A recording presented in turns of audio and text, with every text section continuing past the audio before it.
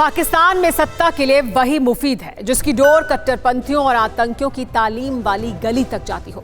यही वजह है कि दुनिया को पाकिस्तान से दहशतगर्दी के कई जख्म मिले हैं।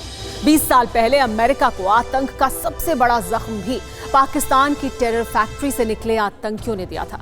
न्यूयॉर्क के वर्ल्ड ट्रेड सेंटर पर हुए 9/11 के सबसे बड़े आतंकी हमले के बाद अमेरिका में कोई बड़ा आतंकी हमला नहीं हुआ। इस हमले में 2977 लोगों की मौत हो गई थी। इस हमले के बाद अमेरिका पाकिस्तान जैसे मुल्कों में पैदा होने वाले जहरीले अजगरों से सतर्क हो गया। इसीलिए अब तक कोई बड़ा आतंकी हमला नहीं हुआ। लेकिन पाकिस्तान के माई बाप चीन ने अमेरिका को इससे भी बड़ा सदमा कैसे दे दिया है, ये रिपोर्ट देखिए। न्यूयॉर्क के गवर्नर की 6 महीने पहले कही बात सच साबित हो चुकी है। अमेरिका में कोरोना ने कोहराम मचा दिया है। ऐसा कहर जिसकी कल्पना तक किसी ने नहीं की होगी।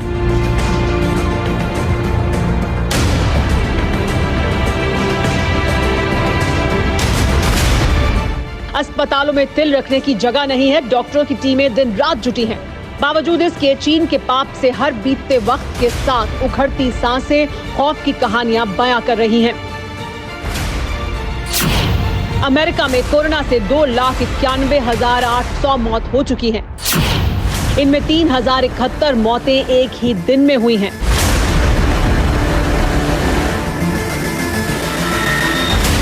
अमेरिका के इतिहास में एक दिन के दौरान इतनी मौत कभी नहीं हुई। यहां तक कि पर्ल हार्बर पर जापान के हमले और 9/11 के आतंकी हमले में भी इतने लोगों ने जान नहीं गंवाई थी। दुनिया के ज्यादातर देशों में अब कोरोना काबू में है। कोरोना की वैक्सीन भी अब लोगों को लगाई जाने लगी है। ऐसे में अमेरिका में एक ही दिन में 3,000 से ज्यादा लोगों की मौत होना बहुत ज्यादा भयावह और खौफनाक है। दुनिया में कोरोना महामारी से सबसे ज्यादा प्रभावित देश अमेरिका, भारत और ब्राजील हैं। इन तीनों देशों में सबसे ज्यादा कोरोना मरीज और सबसे ज्यादा मौत हुई है।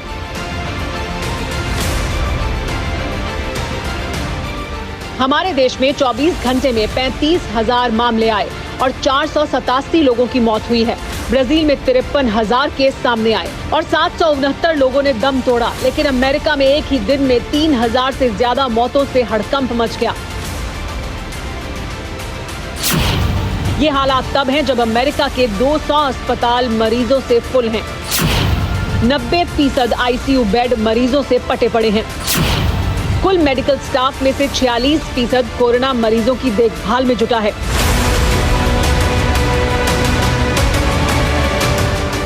अमेरिका में कोरोना किस कदर कहर बरपा रहा है, इसका अंदाजा इसी से लगाया जा सकता है कि 5 दिन के दौरान 2 लाख से ज्यादा मामले सामने आ चुके हैं। 64 लाख एक्टिव केस हैं।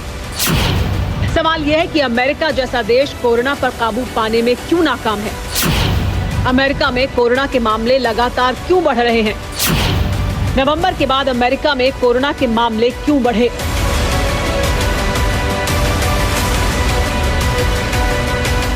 जवाब ये तस्वीरें हैं। नवंबर में अमेरिका में राष्ट्रपति चुनाव हुए। उससे पहले अक्टूबर में लगातार चुनावी रैलियां होती रहीं, जिनमें हजारों लोगों की भीड़ मौजूद थी। न सोशल डिस्टेंसिंग था, न ही लोगों ने मास्क पहनने की जहमत उठाई। 3 नवंबर को अमेरिका में राष्ट्रपति चुनाव हुए थे। एक हफ्ते के बाद कोरोना के मामले बढ़ने लगे थे।